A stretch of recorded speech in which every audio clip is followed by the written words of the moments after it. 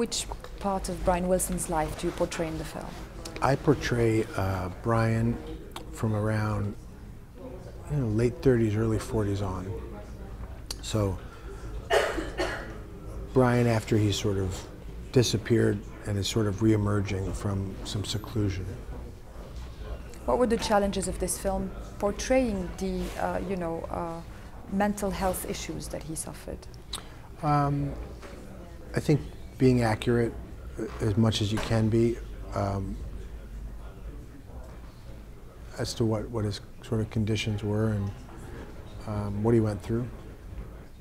That's really all he wanted to do is at least be very fair to some of the challenges that he had. Did you discover that there was a lot or little known about this aspect of Brian Wilson's life? Well, I think there's a stigma around people who are having mental health issues, and there's also a lot of lore and legend about, it's a rock and roll burnout story, and and people sort of equate it to almost like kind of a moral failing, like they're just they equate it to like a character defect, right? But it wasn't his fault that he had that issue, So I think there's a stigma to it, and there's also a romance about, there was a romantic notion to like addiction, and rock and roll, and the suffering artist, and I've got to be drunk to write, or I've got to be high to create, and there's truth in everything, in all these kind of, there's half-truths in things, but I think there's a lot of stigma around people who are suffering from, depression or having problems mentally. Tell us about meeting Brian Wilson, and how was the collaboration?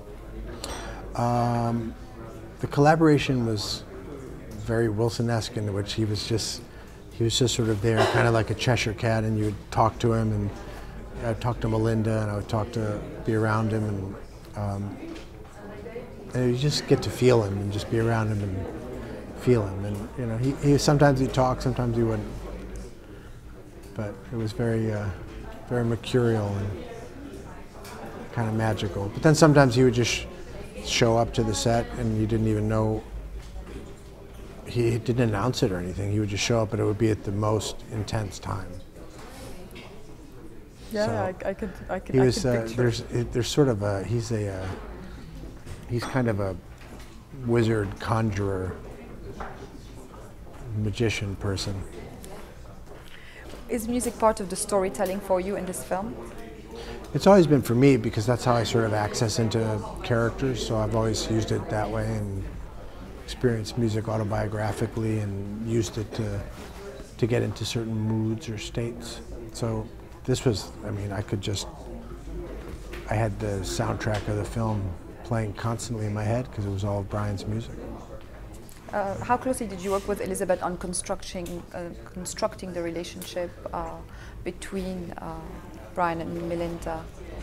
We worked hard on it, and I talked to Melinda, and Elizabeth did too. She had a lot of heavy lifting to do that way, because again, in a film there isn't as much time to develop the love story element of it, because you just can't, his life is so epic that to tell all the different stories is tough, but yeah, we worked on it.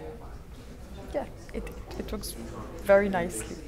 And finally, how was it presenting the film to international audiences here at the Toronto Film Festival?